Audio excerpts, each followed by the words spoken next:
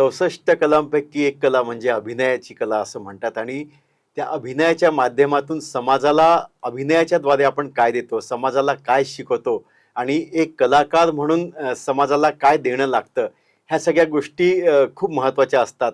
आणि त्यासाठी NEP 2020 म्हणजे न्यू एज्युकेशन पॉलिसी जी आली आहे त्यामध्ये काय तरतुदी आहेत, म्हणजे कलेला घेऊन काय त्यांनी तरतुदी केल्या आहेत किंवा कलेच्या माध्यमातून NEP 2020चे कसे फायदे होणार आहेत समाजाला आणि पर्यायाने कलाकाराला, ह्या सगळ्यांसाठी सविस्तर चर्चा करायला आज आपल्याला विशेष अतिथी लाभले आहेत डॉक्टर संयुक्ता थोरात मॅडम, ज्या राष्ट्रसंत तुकडोजी महाराज नागपूर विद्यापीठ ललित कला विभागाच्या मुख्य आहेत आणि त्यांच्याकडून NEP आणि कला आणि समाज या विषयावर आपल्याला बरीच माहिती आज घ्यायची आहे.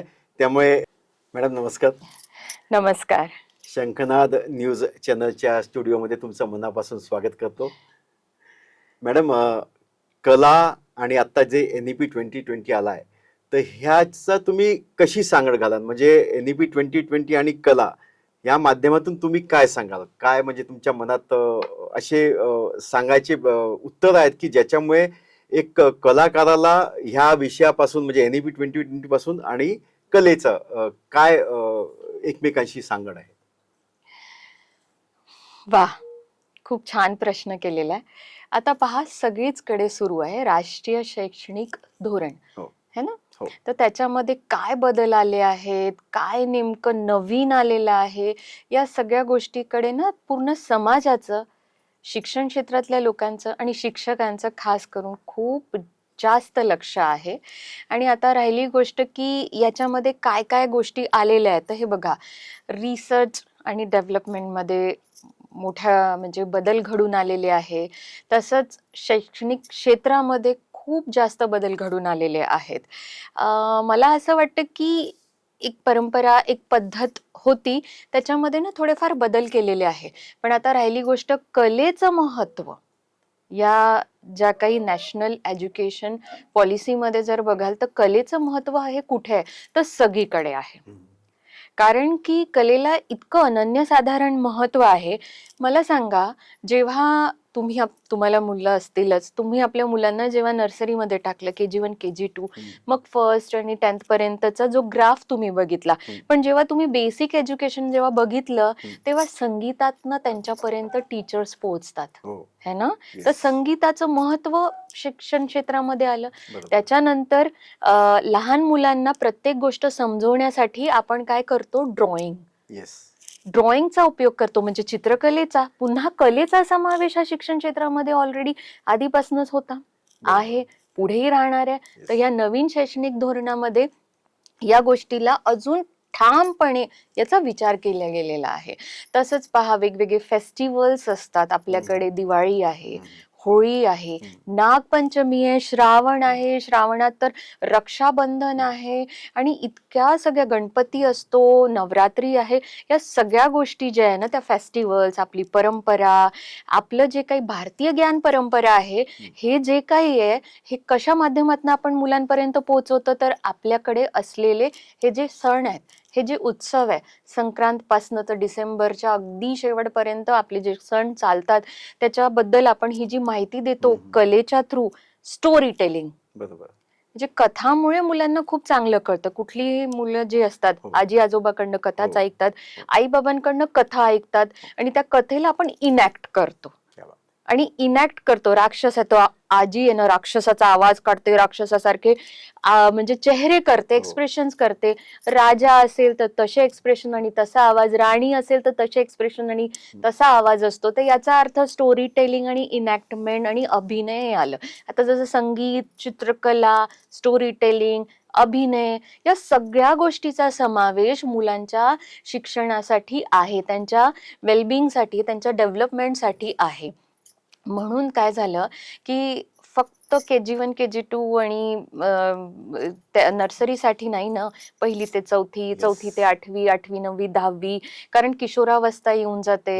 त्याच्यानंतर मुलांची थोडेसे विचार करण्याची पद्धत वेगळी होऊन जाते आणि बायोलॉजिकल फॅक्टमुळे मुलांमध्ये पण खूप साऱ्या आतल्या आत मानसिक, शारीरिक जी काही जळणघळण होत असते. तर त्यावेळेला मुलं खूप जास्त तर शिक्षकांवरच भरोसा करतील की नाही. पालकांवर असतो, पण तो एक काळ असतो की शिक्षक आणि मित्रमैत्रिणी यांच्याकडे जे आहे ना विद्यार्थ्यांचा कल जास्त होऊन जातो. तर त्यामुळे त्यांना कसं खेळवत ठेवायचं, त्यांना प्रत्येक गोष्ट जी आहे जी त्यांच्या जीवनाशी निगडीत आहे ही कलेद्वारे जास्त करून आपण समजवू क्या बात. शकतो, हे असं मला वाटतं. आणि त्यामुळे नवीन शैक्षणिक धोरण जे आहे ते आता खूप जास्त कामाचं आहे मला असं वाटतं. मॅडम, आधी आपण बघायचो की मुलगा इंजिनियर झाला पाहिजे किंवा डॉक्टर झाला पाहिजे किंवा अशा वेगळ्या फील्डमध्ये गेला पाहिजे असं पालकांचं म्हणणं होतं. आता मात्र असं बघायला मिळतंय की पालकांचा किंवा मुलांचा, विद्यार्थ्यांचा कल कलेकडे वळतोय. तर हा आमूलाग्र बदल कसा घडला किंवा याला काय कारणीभूत आहे? कारण तुम्ही आता नागपूर विद्यापीठाचा इतिहास 100 वर्षाहून जुना आहे आणि तुम्ही इतक्या वर्षापासून विद्यापीठाच्या एका विभागाच्या हेड आहात आणि तुम्ही अनेक कलाकार घडताना बघितले आहेत, तुम्ही घडवले आहेत. तर तुम्हाला तो आधीचा जो काळ होता आणि आत्ताचा काळ, याच्यात तुम्ही काय डिफरन्शिएट करून सांगू शकाल? बापरे, अगेन अ गुड क्वेश्चन. आणि मी खरं सांगते की अगदीच वयाच्या 10-11व्या वर्षीच मी कलेच्या क्षेत्रामध्ये पदार्पण केलं. आणि मी हे खरं आमचा काळ आम्ही म्हणतो, कारण की खरंच आता काळामध्ये फरक पडलेला, एक जनरेशन गॅप आलेली आहे. आता आपण झेन एक्सचे आहोत, आपल्याकडे झेनझी काय अल्फा पण येते ना, आता अल्फा जनरेशन पण आपल्याकडे येत आहे. तर ऑब्व्हियसली खूप जास्त बदल आहे. आम्ही लहान असताना कलेला तेवढं महत्व दिल्या जात नव्हतं. डॉक्टर व्हा नाहीतर इंजिनियर व्हा, कारण की डॉक्टर झाला तर तुमचं करिअर होईल, तुमची उपजीविका होईल, तुम्हाला नोकरी लागेल किंवा आपलं क्लिनिक काढाल आणि तुम्ही स्वतःच्या पायावर उभे राहाल, तुम्ही इंडिपेंडेंट व्हाल. तर मला वाटतं त्यावेळेच्या पालकांचं चुकत नव्हतं, कारण त्यांना एकच पाहिजे होतं की त्यांना हे महत्वाचं होतं की आपला जो बालक आहे, बालिका आहे, ती आपल्या पायावर उभी राहिली पाहिजे किंवा उभा राहायला पाहिजे. म्हणून त्यांना वाटायचं एकच क्षेत्र आहे, ते म्हणजे डॉक्टर व्हा नाही तर इंजिनियर व्हा. पण काय झालं की सगळेच मुलं डॉक्टर व्हायला लागले आणि सगळेच मुलं इंजिनियर व्हायला लागले, तर म्हणजे कसं चालणार आहे सगळं ना. म्हणजे सगळ्यांचं आपलं एक महत्व आहे ना, इंजिनिअरिंगचं एक आपलं महत्व आहे, डॉक्टरचं महत्व आहे, कलेचं महत्व आहे. पहा, काय असतं माहित आहे का, माणूस दिवसभर काम करतो, काम केल्यानंतर त्याला एक विसावा म्हणून पाहिजे असतं, कुठेतरी एक्झॉस्ट होतो ना मेंटली. एक पेशंटला पाहून पाहून, जर डॉक्टरचं एक्झाम्पल घेतलं की दिवसभर त्याच्याकडे 100-150 पेशंट आले असतील, प्रत्येक पेशंटशी तो खूप आदराने बोलला, त्यांना मानसिक बळ दिलं, त्यांना गोळ्या औषधा दिल्या, त्याच्यानंतर इव्हनिंगला ना तो स्वतः सुद्धा असा फील करतो की सम काइंड ऑफ टायर्डनेस. आणि तर यावेळेला ना संगीत किंवा एखादं ते नृत्य बघतात किंवा एखादं नाटक जर का ते बघतात ना, तर त्यांना थोडंसं असा एक दिलासा मिळतो, है ना. तर मला असं वाटतं की हे मनोरंजनचं क्षेत्र आहे कला म्हणजे, पण हे तुम्हाला ना खूप काही देऊन जातं, फक्त मनोरंजन नाही. तर बऱ्याचशा गोष्टी ज्या आहे ना त्या कलेमधनं तुम्हाला मिळतात. त्या काळामध्ये कसं होतं की ठीक आहे, डॉक्टर व्हा किंवा इंजिनियर व्हा, ठीक आहे. पण नंतर नंतर काय झालं की हळूहळू मी स्वतः या क्षेत्रामध्ये बघितलं, आम्हाला तर जिद्द करावी लागली या फील्डमध्ये जर करिअर करायचं आहे तर थोडंसं प्रवाहाच्या विरुद्ध जावं लागलं होतं, थोडंसं भांडण करावं लागलं होतं पालकांशी. पण जेव्हा आम्ही कुठल्या तरी एका पोझिशनवर आलो ना, तेव्हा आम्ही पालकांना समजवू शकलो की हे बघा, मुलांना काय वाटतं हे जास्त महत्वाचं आहे, तुम्हाला काय वाटतं, तुम्हीही बरोबर आहात, तुम्हाला तुमच्या मुलांना घडवायचं आहे, इंडिपेंडेंट बनवायचं आहे. बिईंग अ पालक तुमची ही जबाबदारी तर सगळे समजू शकतात. पण मला असं वाटतं ना प्रकर्षाने की पालकांनी हा विचार करायला पाहिजे की माझ्या मुलामध्ये काय आहे, त्याला काय व्हायचंय, त्याला ऍक्टर व्हायचंय, मग तुम्ही त्या पद्धतीने त्याला म्हणजे खतपाणी टाका. तुम्ही अगदीच लहानपणापासून त्याचे गुण ओळखून जर तुम्ही तेव्हापासून ट्रेनिंग द्याल तर नक्की तो अभिनयातही करिअर करू शकेल, संगीत क्षेत्रामध्ये करिअर करू शकेल आणि चित्रकला या क्षेत्रामध्ये करिअर करू शकेल. कारण की इतक्या शाळा आहेत, प्रत्येक शाळामध्ये चित्रकला याच्यासाठी एक टीचर ठेवला जातो किंवा 2-3 टीचर ठेवल्या जातात. त्याच्यानंतर संगीताचं शिक्षक म्हणून घेतलं जातं, म्हणजे लिटरली काय म्हणतात तर नर्सरी पासून तर मास्टर्स पर्यंत संगीत शिक्षकाची आवश्यकता आहे, चित्रकलेच्या शिक्षकाची आवश्यकता आहे, अभिनय क्षेत्रातल्या शिक्षकाची आवश्यकता आहे, नृत्य क्षेत्रातल्या शिक्षकाची आवश्यकता आहे. तर त्यामुळे मला असं वाटतं की याच्यामध्ये करिअर होईल. त्यामुळे या मुलांना थांबवू नका ज्यांना कलेमध्ये करिअर करायची इच्छा आहे. आणि कारण की संगीत आणि नृत्य असं वाटतं की शिकलो आणि झालं आणि याच्यामध्ये काहीच करिअर नाही. तर हा जो भ्रम आहे, हा भ्रम मला वाटतं पालकांना सुद्धा आपण कधीतरी त्यांना काउन्सिलिंग करून तो भ्रम काढायला हवा. आणि पालकांना एक काउन्सिलिंग सेशन घेऊन आपल्या मुलांमध्ये काय आहे हे तुम्ही समजून घ्या आणि त्या दिशेने आपल्या मुलांचं संगोपन करा, त्या दिशेने त्यांना शिक्षण द्या. म्हणजे माहिती आहे का, ते खूप चांगल्याने घडू शकतील मला असं वाटतं. क्या बात आहे. NEP 2020 जे आलाय त्याच्यामध्ये इंजिनिअरिंग करणारा मुलगा सुद्धा कलेमध्ये इंटरेस्ट घेऊन काही करू शकतो, किंवा इंटरडिसिप्लिन मध्ये बरेच लोक PhD सुद्धा करतात, तो एखादा वेगळा विषय घेता. याच्यावर बऱ्याच लोकांना अजून काही नीट माहिती नाही. मॅडम, याची माहिती तुम्ही काही देऊ शकलात तर दर्शकांना खूप सोयीचं जाईल. हो, नाही, खूप चांगला प्रश्न आहे. हे बघा की कलेचं महत्व खूप आहे. असं म्हणतात, पु ल देशपांडे म्हणून गेलेले आहे की तुम्हाला जगायचं असेल ना, तुम्ही नोकरी करा उपजीविकेसाठी. पण खरं सांगायचं तर तुम्हाला खऱ्या अर्थाने जीवनाचा अर्थ समजून घ्यायचा असेल तर एखादी कला आत्मसात करायला हवी. आता काय झालं, हल्ली 2023 पासनं जितके पण इंजिनिअरिंग कॉलेजेस आहेत किंवा इतर अजून टेक्निकल विषयाचे कॉलेजेस आहेत, तिथे एक प्रशिक्षण म्हणजे कलेचं प्रशिक्षण हे महत्वाचं झालेलं आहे. त्यामध्ये बरेच विषय आहे बरं, त्याच्यामध्ये भाषा पण आहे. कला, कारण भाषा सुद्धा ही कलेचा एक प्रकार आहे. तर नृत्य आहे, नाट्य आहे, संगीत आहे, इवन वाद्य आहे, फोटोग्राफी आहे, चित्रकला आहे, योगा आहे, काही स्पोर्ट्स आहेत. पण आपण इथे विशेष करून कलेच्या बाबतीत बोलतोय. तर तेच मी म्हटलं ना की एखादा डॉक्टर आहे, तो प्रोफेशनली डॉक्टर आहे, पण तो दिवसभर काम करून शेवटी त्याला विसावा कुठून तो कलेतनं मिळतोय. तर तसंच ना, जसे हे इंजिनिअरिंगचे मुलं आहेत, दिवसभर नुसतं त्या प्रोजेक्टमुळे गुंतलेले असतात. त्यांचे 13-14 विषय असतात, प्रत्येक विषयाचे दररोज त्यांना असाइनमेंट द्यावे लागतात. तर त्यांना फिजिकल वर्कमुळे काय त्यांच्या मेंटल इश्यूजचा, मेंटल परिस्थितीचा कोणी विचार केलेला असतो का? हा, तर तो करायला हवा. तर काय असतं ना की त्यांना आपण जर का त्याच्या 3 महिन्याच्या एका सेमेस्टरमध्ये त्यांच्या इतर विषयांसोबत जर कलेचंही आठवड्यातनं एकदा किंवा दोनदा 2-2 तासांसाठी प्रशिक्षण दिलं, तर काय होतं की त्यांना एक दिशा पण मिळते की अरे, याच्यामध्ये सुद्धा करिअर होऊ शकतं. आणि दुसरं म्हणजे थोडासा विसावा मिळतो त्यांना, थोडं मेडिटेशन होऊन जातं त्यांचं, आध्यात्मिकतेकडे एक आध्यात्मिक उन्नती पण होते.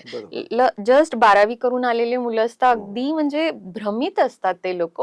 पण जर का आपण त्यांना अगदीच फर्स्ट सेमिस्टर पासनं या विषयाचं त्यांना प्रशिक्षण देणं जर सुरू केलं, तर त्याच्यामुळे ना त्यांना काहीतरी स्थिरता येईल, स्थिरावेल आणि या कलेमुळे ते आपल्या विषयामध्ये अजून जास्त प्रगती करू शकतात. आणि आता तुमचा दुसरा प्रश्न होता की इंटरडिसिप्लिनरी रिसर्च है ना, खूप महत्वाचा विषय आहे. हे बघा, मी नाटकाची प्राध्यापिका आहे, मी डिपार्टमेंट ऑफ फाईन आर्टची हेड आहे. पण काय असं, नाटक बरोबर माझा इतर विषयाशी संबंध आला, नृत्यासोबतही आला, संगीतासोबत आला, चित्रकला आहे आणि अप्लाइड आर्ट म्हणून आहे, म्हणजे उपयोजित कला. आता माझ्या मते या सर्व कलांचा एक आंतरसंबंध आहे. विष्णू धर्मोत्तर पुराणमध्ये कथा आहेच, खूप प्रचलित आहे ती कथा. त्या कथेनुसार असं सांगितलेलं आहे की नृत्य शिकायचं असेल तर नाटक शिका, नाटक शिकायचं असेल तर चित्रकला शिका, चित्रकला शिकायचं असेल संगीत शिका, संगीत शिकायचं असेल तर इव्हन स्कल्पचर पण शिका, म्हणजे शिल्पकला. या सर्व कलांचा कसा आपसात खूप चांगला असा संबंध आहे. आणि काय असतं की या कलांचा इतिहासाबरोबरही संबंध आहे, या कलांचा राजनीतीसोबत संबंध आहे आणि ऑब्व्हियसली धार्मिक एक त्याच्यावर वलय आहे. त्याच्यानंतर या कलांचा समाजशास्त्राशी सुद्धा संबंध आहे. तर मी नाटकात समजा PhD करत आहे, पण मी एकच प्याला हे नाटक घेतलं तर ते नाटक आहे, ते संगीत नाटक आहे, ते प्रेझेंट झालेलं आहे आजपर्यंत. ते कंटेम्पररी व्हॅल्यू आहे त्याला, म्हणजे वर्तमानात सुद्धा ते असं वाटतं आजचं नाटक आहे, कधी ते 18व्या शतकात लिहिलेलं नाटक. आणि आज सुद्धा आपल्याला असं वाटतं ना की त्याची आजचं नाटक असल्यामुळे, आणि काय खूप मोठा संदेश देतोय तो समाजाला दारूबंदीवर, दारूमुळे होणाऱ्या सगळे जे काही परिणाम आहेत ते. तर एक प्रकारे ते नाटक आहे, पण एक सामाजिक संदेश आहे. त्यामुळे माझा जो नाटकाचा विषय झाला तो समाजशास्त्राशी जुळलेला पण झाला. तर याला आपण म्हणू इंटरडिसिप्लिनरी रिसर्च वर्क, अशा पद्धतीने. आणि आता समजा मी नाट्यशास्त्रामध्ये अभ्यास करते आहे, आता नाटक कुठून आलं, हे नाट्यशास्त्र कधी आलं, तर हा कसा झाला, इतिहासाचा पाठ झाला. तर त्यामुळे अशा पद्धतीने मी नाट्यशास्त्राचा इतिहास असं म्हणून मी नाटक आणि इतिहास असा सुद्धा अभ्यास करू शकते. तर हे झालं इंटरडिसिप्लिनरी स्टडी. आणि फक्त नाटकात नाहीये, ही नृत्यात पण आहे, चित्रकलेमध्ये पण आपण करू शकतो, संगीतातही आहे, आणि कलेच्या इतर विषयात सुद्धा हा इंटरडिसिप्लिनरी अभ्यास रिसर्च मध्ये करू शकतात. क्या बात आहे. इतकी महत्वाची माहिती खरंच माहिती नव्हती, दर्शकांना सुद्धा माहिती नव्हती. आणि कलाकारांना म्हणजे समाजाचा आरसा म्हणतात, जे समाजात घडतं ते कलाकार त्यांच्या माध्यमातून, अभिनयाच्या माध्यमातून दाखवतात. तर आत्ताशी बघायला मिळालं की आता नागपुरात सुद्धा बरीच नाटकं व्हायला लागली आहेत, छान छान प्रयोग करतात. मुंबईची जे नाटकं होतात ते नागपुरात खूप प्रतिसाद चांगला मिळतोय. तर तुम्ही बऱ्याच लोकांची किंवा कलाकारांची हे प्रश्न असतात की नागपूरची नाटकं एका प्रॉपर लेवलवर येत नाही किंवा त्यांना रिस्पॉन्स कमी असतो. तर ह्यावर तुम्ही काय सांगाल? कारण चांगले चांगले कलाकार इथेही घडतायत. बरेच लोक तुमच्या हाताखाली शिकून गेले असेल, ज्यांनी मुंबईत काही प्रयोग गाजवले किंवा सिनेमा गाजवले असतील. असे काही प्रसंग तुम्ही सांगू शकता? खूप चांगला आणि कठीण प्रश्न आहे.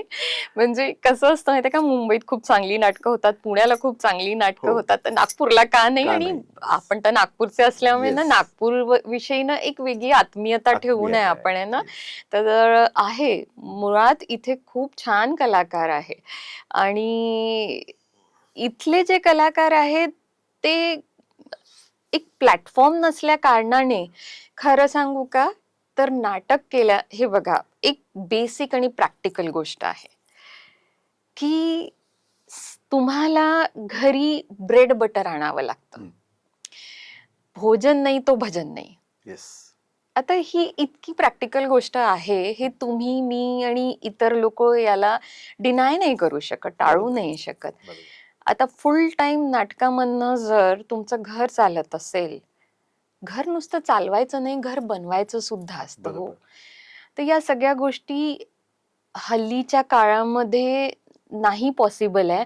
पण मी जेव्हा नाटकात पदार्पण केलं ना, त्याच्यापूर्वी मला अशा अशा गोष्टी माहिती आहेत की लोकांनी संपूर्ण जीवनभर फक्त आणि फक्त नाटक केले. हो, त्यांचे घरही झाले, त्यांचे मुलं, मुलांची लग्न आणि सगळं, म्हणजे रंगदेवतांनी, त्यांनी स्वतःला रंगदेवताला समर्पित केलं, रंगदेवतांनी त्यांच्या आयुष्यातल्या एकेका गोष्टीकडे लक्ष दिलं, त्यांचं नावही झालं, त्यांच्या कामाची स्तुती पण झाली, आणि त्यांची उपजीविका पण त्याच्यावर झाली, आणि म्हणजे मुलांचे शिक्षण झाले. काहींचं तर असं आहे की मुलं सुद्धा परंपरेने त्याच गोष्टीकडे वळले, आणि तीच परंपरा अजूनही पुढे गेलेली आहे. पण ना, काळ बदलत गेलं, मला वाटतं टीव्हीचा प्रभाव आला, आता तर मोबाईल, टीव्ही पण गेला, तर घरात ते जे टीव्हीवर पाहणे आहे ना, ते सुद्धा बंद झालं. आता इंडिव्हिज्युअल स्वतःचा मोबाईल घेऊन त्याच्यावर पाहिजे त्या पिक्चर तुम्ही बघू शकता, पाहिजे ती नाटक तुम्ही बघू शकता, सगळं करू शकता. म्हणजे एकदम लगेचच मोबाईल आला असं नाही, हळूहळू हळूहळू सगळा बदल होत गेला. पूर्वी कसं होतं ना, की संध्याकाळी लोक जात होते नाटक बघायला.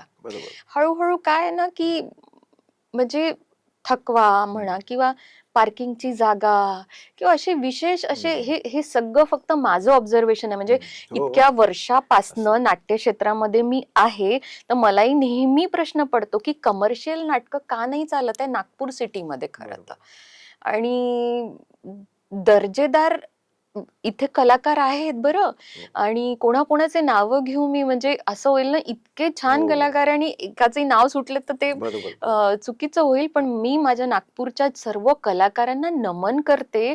इतकी त्यांच्यामध्ये टॅलेंट आहे, इतकं समर्पणाने त्यांनी काम केलं. पण नागपूरमध्ये ना जनरली काय झालं, की नोकरी करून नाटक करणारे लोक जर तुम्ही बघाल तर जास्त आहे. पण त्यांची मेहनत जास्त आहे. इथे एकीकडे नोकरी करायची, मग संध्याकाळी तालमी करायच्या, सुट्ट्या घेऊन नाटकाचे प्रयोग करायचे. कारण कुठेतरी पहा, कलाकाराची भूक त्यांना भागवायची आहे आणि त्यांना आपलं कुटुंब पण बघायचं आहे. या दोन्ही गोष्टी त्यांना जर सांभाळायचं आहे तर त्यांना या सगळ्या संघर्षातनं जावं लागतं. आणि तरीही त्यांनी आपल्या कलेमध्ये कुठे काही बदल नाही. हो, कितीतरी प्रसंग असे पण आहे की कोणाची बायको खूप सिरियस आहे, पण प्रयोगासाठी जर का त्यांनी कमिटमेंट दिलं तर ते केलंच.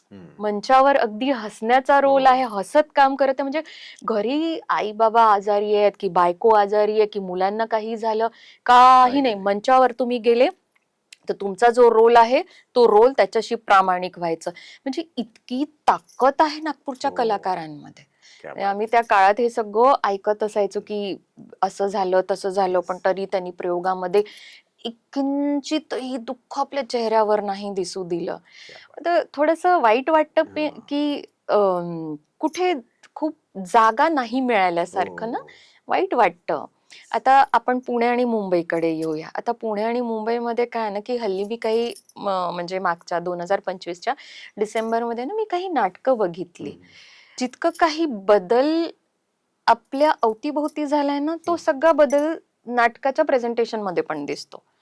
हा, म्हणजे आता पूर्वी सेट जो असायचा ते पडदे, म्हणजे राजमहालाचा पडदा म्हणजे तुम्ही समजून जा की राजमहल आहे, एखाद्या जंगलाचा पडदा म्हणजे समजून जा की हे जंगल आहे.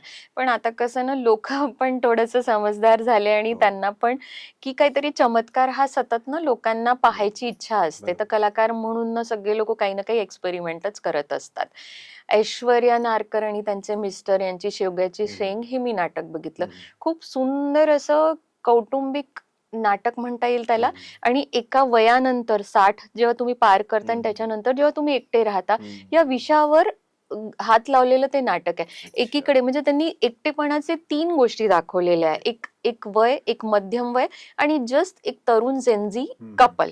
ठीक आहे, जेनझी कपल कसे एकटे आहेत आणि ते मध्यमवयी बाई ती कशी एकटी आहे आणि हे लोक कसे एकटे आहे. कारण एकटेपणा हा आजच्या काळाचा मुख्य प्रश्न आहे. आज आपण सगळे एकमेकांच्या सोबत आहोत, पण कुठेतरी आपण सगळे एकटे आहोत.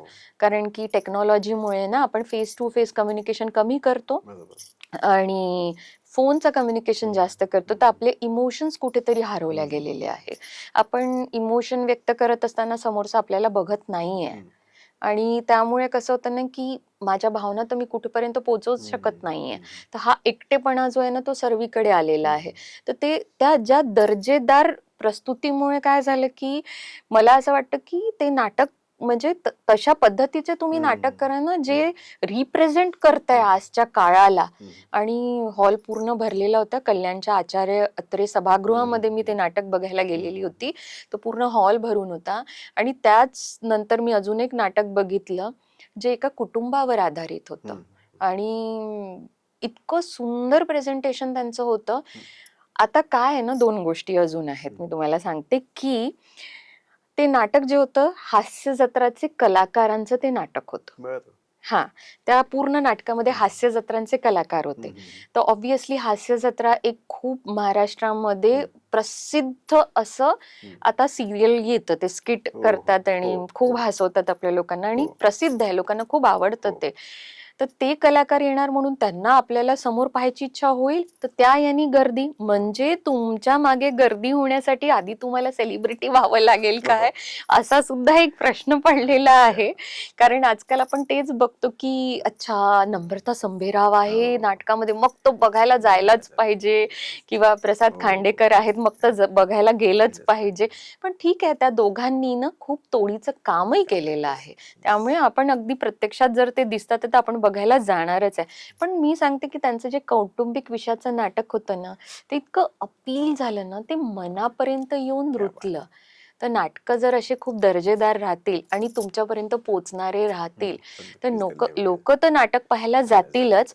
पण माझी अशी इच्छा आहे की नागपुरात पण अशी स्थिती लवकरात लवकर आली पाहिजे, हॉल खचाखच भरला पाहिजे. आता इथे उल्लेख करायला पाहिजे की नाही मला नाही माहिती, पण चला नावं वगैरे काही घेत नाही. डिसेंबरच्या 7 तारखेला एक नाटक पाहायला मी गेली. खूप मोठ्या व्यक्तीचं नाटक होतं आणि खूप दर्जेदार कलाकार त्या नाटकामध्ये होते, पण नागपूरमध्ये साई सभागृहामध्ये हार्डली एकच ओळ भरलेली होती. हा, आणि काय करावं याला, म्हणजे एक मिशन करायला हवं. आपण सर्वांनी एकत्र येऊन काहीतरी याच्यावर काम करायला हवं. ऍटलिस्ट एखादा व्यक्ती नाटक करतो आहे तर त्याला प्रोत्साहन म्हणून आपण असं समजायचं की त्याचं तिकीट घेऊया आणि नाटकाला जाऊया. तर त्यामुळे इथली पण स्थिती खूप उंचावर जाईल. त्यालाही वेळ लागणार नाही. जर आपण सर्व एकत्र येऊन, सर्व कलाकारांनी येऊन जर का या मिशनला पुढे नेलं ना, तर नक्कीच नागपुराची स्थिती पण खूप चांगली होऊ शकते, मला असं वाटतं. मॅडम, मुलाखतीच्या शेवटाकडे आपण आहोत. डिजिटल युगात आपण आहोत. त्याच्यात नवीन नवीन उपक्रम येत आहेत, AI येत आहे, जेमिनाई येत आहे. त्याच्यात कला आणि कलाकारांना तुम्ही डिजिटल युगाला कसं काय जोडता? म्हणजे काय सांगाल तुम्ही? डिजिटल युग याला प्रोत्साहित करतं की काही याचे मायनस पॉइंट सुद्धा आहेत या क्षेत्रासाठी? पुन्हा असा पेचात टाकलेला प्रश्न आहे. कारण आपण पाहिलं तर डिजिटलचे नाही आहे फार, है ना. आपलं म्हणजे पाऊण आयुष्य जे आहे ते ऍक्च्युली टोटली परंपरागत गेलं. मला वाटतं की वयाच्या 25 वर्षापर्यंत तुमच्याही जो कधी फोन नसेल, माझा जो पण नव्हता, तर त्यामुळे कम्युनिकेशन हे मला कोणाशी करायचं असेल तर त्यांच्याकडे जाऊनच करावं लागत होतं. मग इन्व्हॉल्वमेंट होतं. मग आम्ही जिथे असायचो तिथे इन्व्हॉल्वमेंट असायचं. आता डिजिटलनी काय झालंय माहिती आहे का, की तुम्ही आणि मी आपण सोबत आहोत, पण आपण एकमेकांमध्ये बोलत आणि इन्व्हॉल्व नाहीये.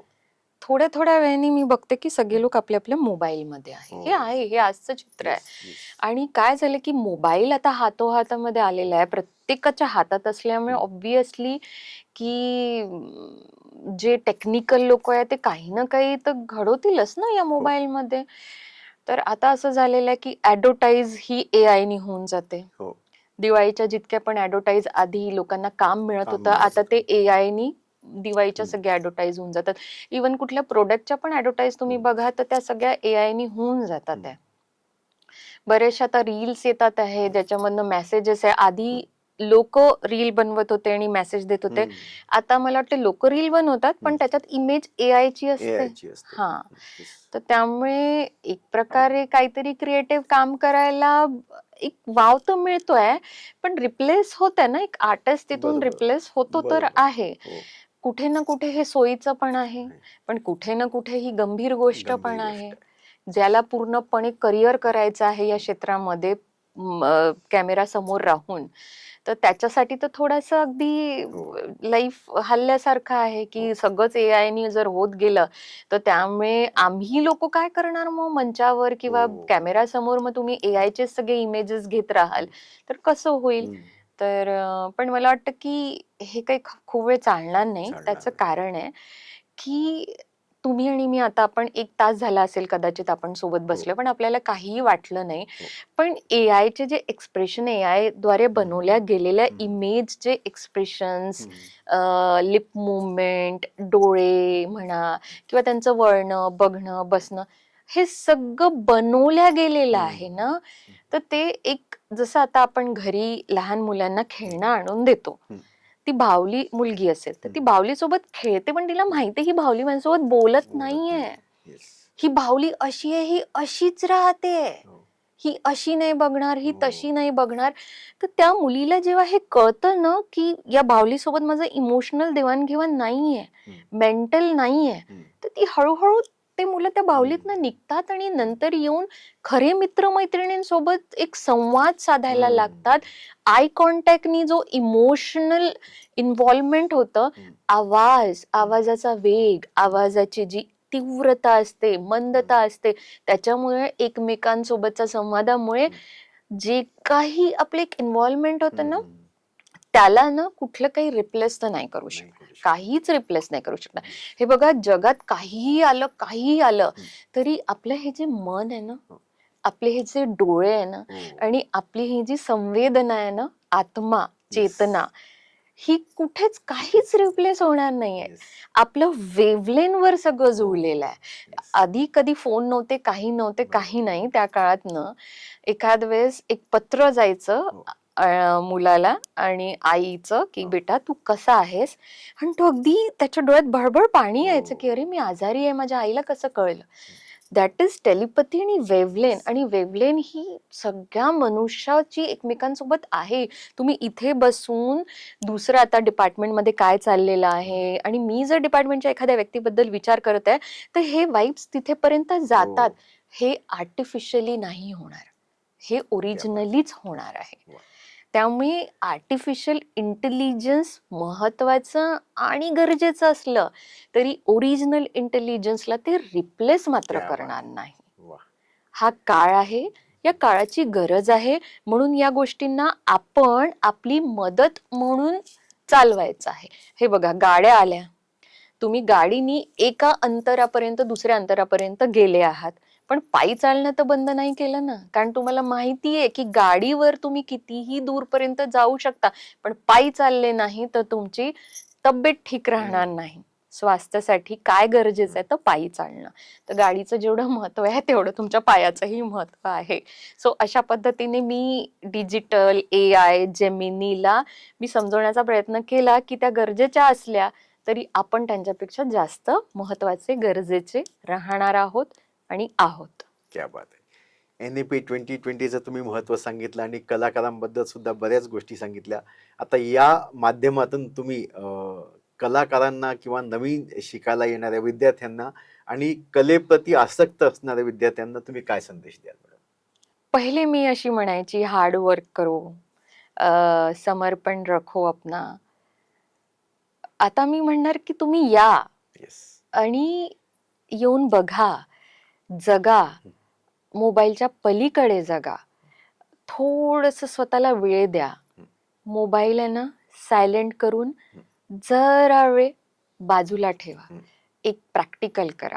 दिवसातनं अर्ध्या तासासाठी का होईना मोबाईल बाजूला ठेवत जा आणि त्या अर्ध्या तासात स्वतःला बघत जा. आरशात बघा, स्वतःला बघा, स्वतःशी बोला, स्वतःची ओळख करून घ्या आणि स्वतःला बघा. तुम्हाला जर वाटतंय की नाही माझ्यात तर मी I am a best dancer, तर या department of fine arts, Nagpur university, इथे तुमचं कलेचं शिक्षण, तुमची वाट बघत आहे. तर त्यामुळे नागपूर युनिव्हर्सिटीच्या डिपार्टमेंट ऑफ फाईन आर्ट्समध्ये या. जर तुम्हाला कलेविषयी खूप आवड असेल, आस्था असेल आणि तुम्हाला काहीतरी आयुष्यामध्ये शिकायचं आहे, तर तुम्ही नक्की डिपार्टमेंट ऑफ फाईन आर्ट्सला व्हिजिट द्या. तिकडे या, मेहनत करा आणि स्वतःवर विश्वास ठेवा. हा संदेश मी आजच्या पिढीला नक्की देणार. NEP 2020 मध्ये कलेचं स्थान काय, महत्व काय? कला, कलाकार आणि कलाकार कला हे एकमेकांशी संबंधित असतात, पण त्यांनी काय केलं तर कला उंच होऊ शकते आणि कलाकार घडू शकतात. आणि डिजिटल युगात कलेचं आणि कलाकाराचं स्थान काय, अशा अनेक प्रश्नांची उत्तरं आज आपल्याला डॉक्टर संयुक्ता थोरात मॅडमने दिली, ज्या मुख्य आहेत ललित कला विभागाच्या राष्ट्रसंत तुकडोजी महाराज नागपूर विद्यापीठातून. आणि बरंच असं मार्गदर्शन केलं की ज्याला या कला क्षेत्रात यायचं आहे त्यांनी जर मॅडमनी सांगितल्याप्रमाणे जर स्टेप्स त्यांनी आत्मसात केल्या तर नक्कीच त्यांचं नाव कलाक्षेत्रात उंच झाल्याशिवाय राहणार नाही. त्यामुळे मॅडम तुम्ही स्टुडिओमध्ये आलात शंखनाथच्या आणि खूप महत्त्वाचं असं मार्गदर्शन केलं. तुमचं मनापासून धन्यवाद तुम्हाला देतो. आणि जेव्हा जेव्हा आम्हाला कले संबंधित काही माहिती लागली तर आम्ही नक्की तुम्हाला बोलवू, तुम्ही याल आणि मार्गदर्शन करणार हीच आम्ही तुमच्याकडून आशा करतो. खूप खूप धन्यवाद. Thank you so much.